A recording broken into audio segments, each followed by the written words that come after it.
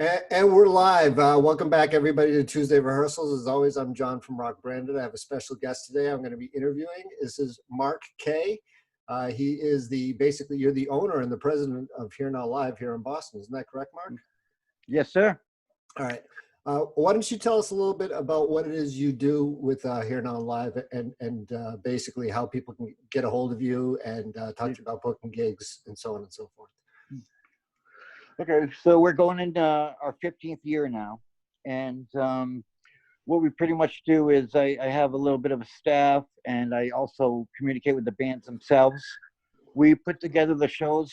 You will find the bands. We'll find a good lineup that makes sense. We'll put them in the club, and we'll take care of all the details from beginning to end. You know, all the communication with all the different bands. Right. The sound people at the club manager, the house talent buyer. Right. And we'll take care of all that communication for the bands and make sure that they get some people out there to see them. Nice. Sounds good. Mm-hmm. Sounds good. Yeah. I don't know if you remember me. I met you maybe 10 years ago at a Zagnut show. Oh, yeah. Yeah. So, and it was over in Somerville at the Precinct. I don't even know if that bar is still out there. I miss that place. Yeah. Right. So, Mm-hmm. But so Mark, so this must be a really, really difficult time for you because you missed out on what 3-4 months of being able to put on shows because of COVID and everything. I know as an indie guy, it's not easy in general as an indie guy, let alone in a pandemic.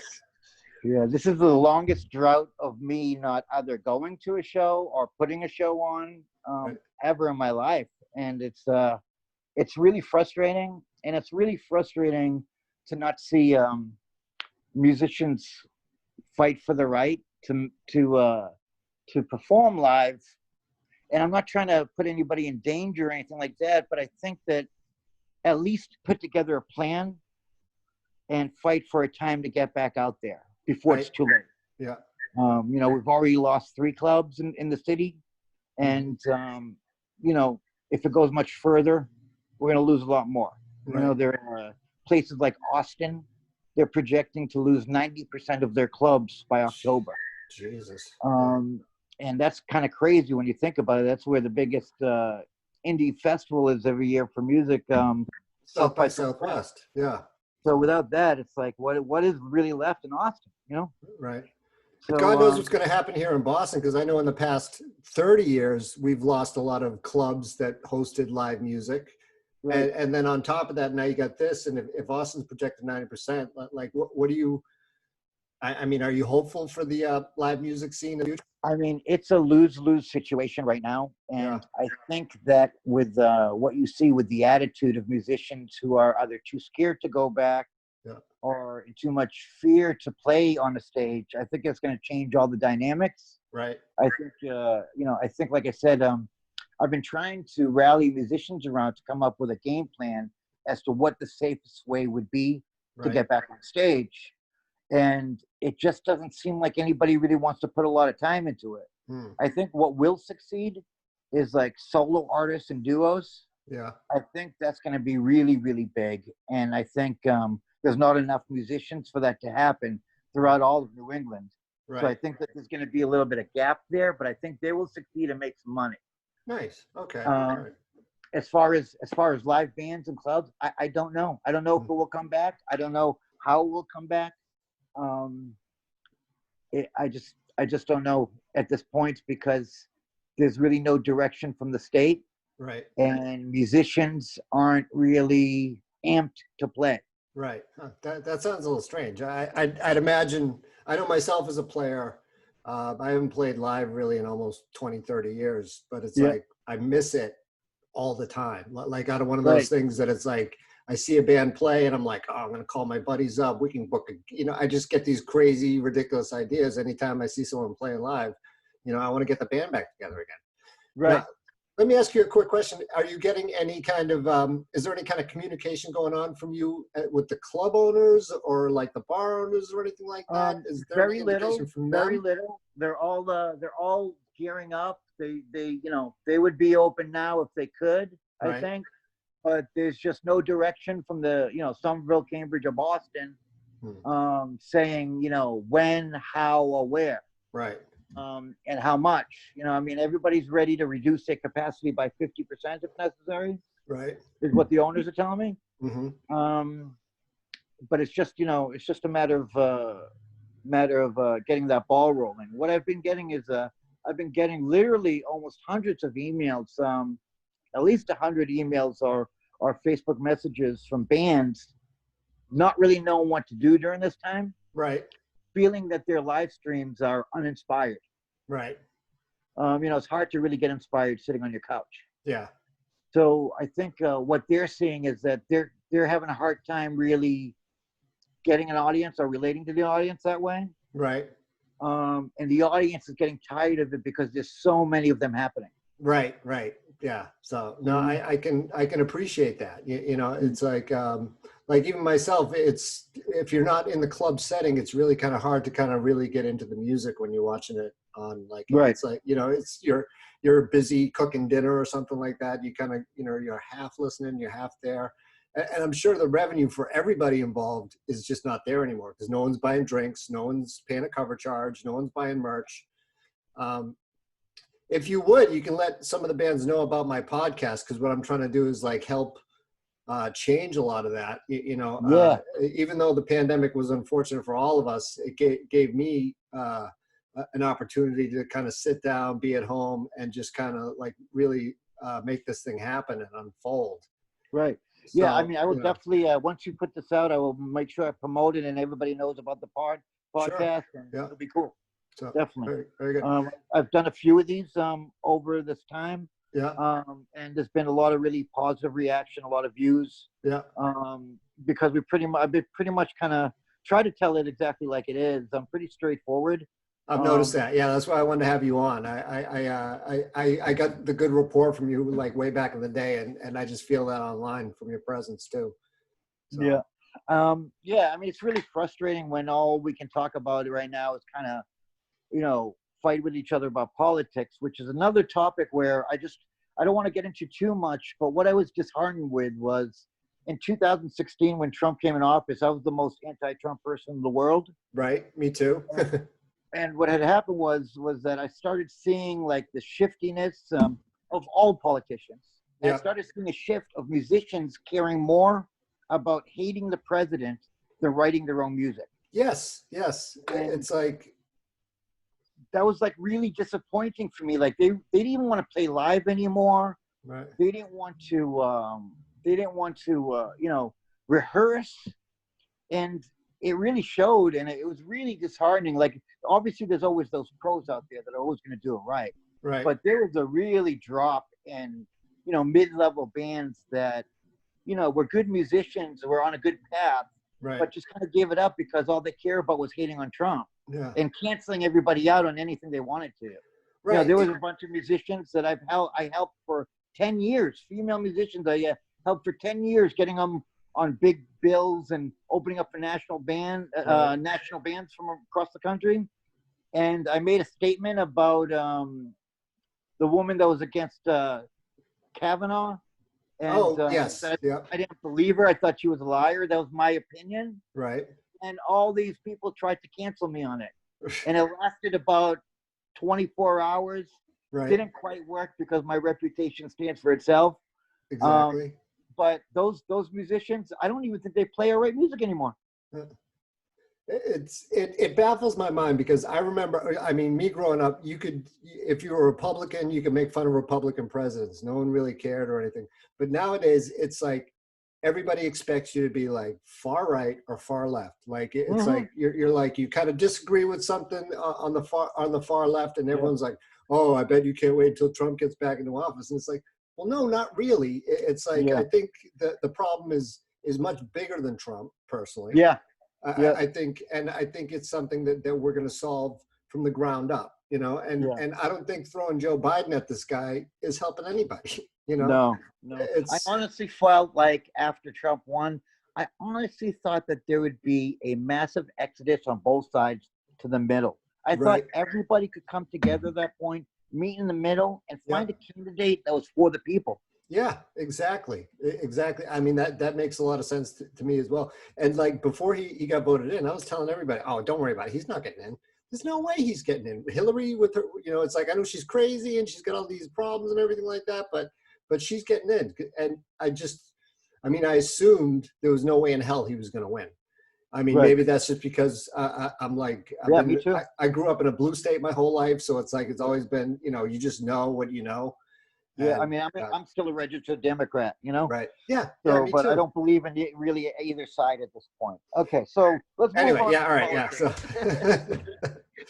but anyway, yeah, I know. I even told my girlfriend, I was like, oh, we're not going to get into it because I do that a lot too, and it's not even about politics really. It's more about just like this kind of just makes sense. It's like this, I just don't understand. But Right. Anyway, so all right.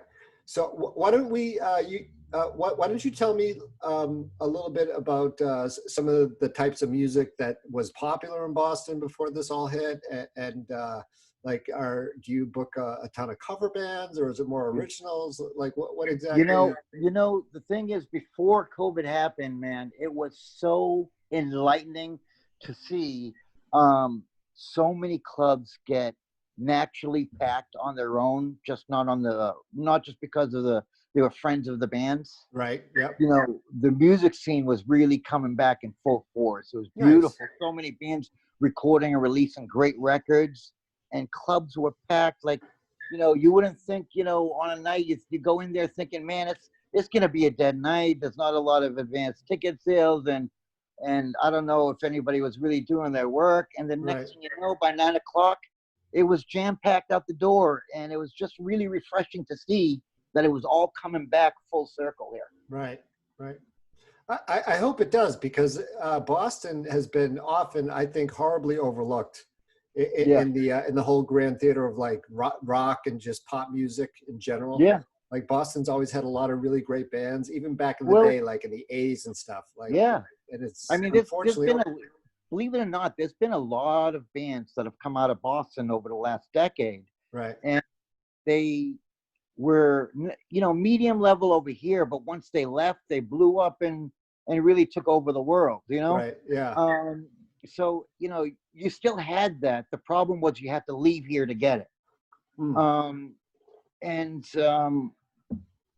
What I was seeing was that, we were getting back to that level where it was going to be quality music everywhere in packed houses, giving the scene an opportunity to really explode nationally. Right. But now I don't know that we can get that back. I don't think we can get that back.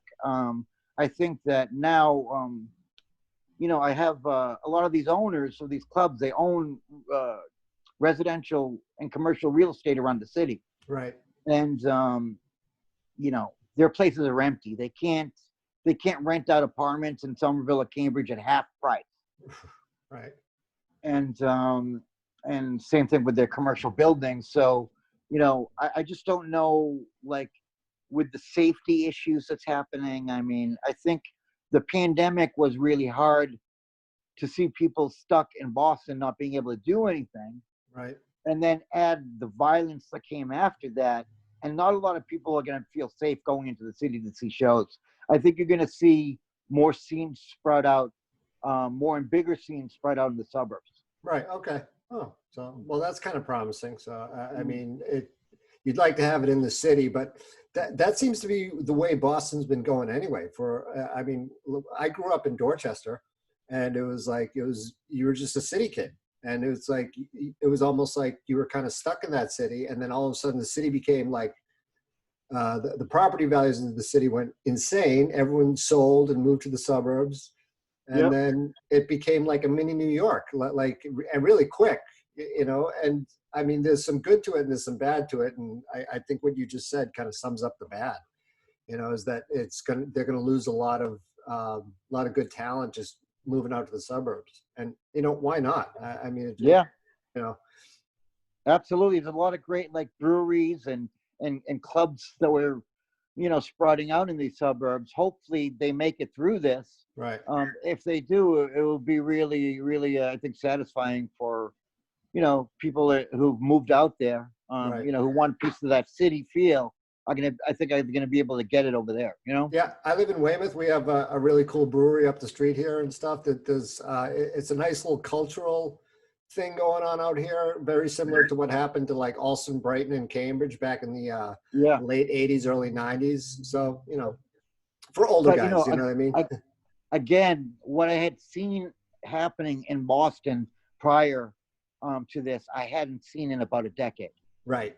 It was really coming back. It was just really nice to see, and bands were really had a lot of camaraderie, Right. and were really supporting each other. And like I said, people were just, wildly enough, going out to see live music for the sake of seeing live music. Right. Well, I think everyone's like dying for it. Like I know myself, sometimes it's like you get so inundated with like, the videos on TV and YouTube videos and stuff. It's just like, I just want to go and hear a good band and it's like hearing a good band. It's not like being at a club where you have to scream in someone's ear to hear each other. You can kind of, and there's like it's more of a communal aspect, definitely. It's like sorely missed. Yeah, absolutely. So, Mark, I'm going to wrap this up now. Why don't you let us all know where we can contact you when things open back up, and just contact you to set some things up, send demos and whatnot. Okay, yeah. You can find me at hearnowlive.com. That's HEAR nowlive.com. Or you can find us on Facebook under Here Now Live, Instagram or Twitter under Here Now Live. And, one thing I did want to mention to watch out for was that there are a lot of artists working hard now. Right. And they're putting out some pretty good material. They're like trudging forward and putting out some great material. And I'd just like to mention a few of them if I could real quick. Oh, please. Yes, please do. Michael Bernia put out an amazing international record with reggae artists from around the world called Enjoy Your Life. Okay. It's absolutely amazing. He just put out a great animated video. Daniel Miller of Daniel Miller and the High Life just put out an animated video as well, and is about to drop an amazing record. He's on the alt country vein. Okay. You got young bands like Twig, Bleach the Sky, and the Blue Hyenas. They've been releasing singles throughout this time period. And they're all new bands, exciting bands from the city that were on the verge of getting to that next level before the virus came. Okay. And you have Greg Roy, an amazing reggae artist from Jamaica, but he's been living in Boston the last 5 years. Okay. All right. Cool. He's put out some amazing material recently, as well as Fire in the Field, the hard rock band from Boston, who has just been putting out one amazing album after another, and their new one called Resurrect is incredible. Okay. Cool. But I know I don't want to bore you. I could go all day with that. But I would not say, at all. I'm ready to put. I'll put links below so people can like find it, because I'm going to post this on YouTube. I'll put links below. I'll put links on both my website and in our group. And this is basically what this is all about, like local music scenes all around the world. And I'm just really glad that you came to talk today. And I'd be willing to talk to any of those bands as well if they want to reach out to me and just tell me what they're going through as well. Awesome. Yeah. I mean, I would love to give you a list. There's so much great things happening. Yeah. Last thing I want to mention is Heather Timmons at Tiny Oak Booking. She's doing live shows at the Midway Cafe. Yep. No audience, but she's killing it, and she's bringing back that club vibe, and it really feels like you're almost there. It's like one of the first live streams where you can see at a club, and it really feels like you're there. And last weekend, the Knockups did a phenomenal fiery set. Yep. I was in that live stream. I watched that. I actually watched that live stream, and I reached out to. I didn't know if I reached out to Heather personally. Yeah. But I told her. I told her about the podcast, and I told her about what I was doing, and I said, let's get on and do some interviews. So. Yeah, definitely. Oh. She's one of the hardest working promoters I've ever seen in Boston by far. Excellent, cool. So it seems like there's some camaraderie between you and other promoters as well. There's not a ton of I mean, any competition or anything like that. So yeah, it's a small city. It's you know, we've all had our bang-ins in the past, and Right. as you get older, you realize that, you know, it's always going to have to be about the music and nothing else. Right, right. And the thing is, I think that bang-ins you have with people wind up being good stepping stones for building friendships and relationships. You just get all the crap out of the way first thing, Yeah. and then like you're like, all right, okay, you know, like let's make music. Let's produce good music. So Absolutely. so once again, thank you, Mark, for coming on the Tuesday Rehearsals interview. I'm gonna like sign this off right now. I'm gonna go off air and stop recording. And Thank you so much for having me, man. no, for nothing, man, for nothing.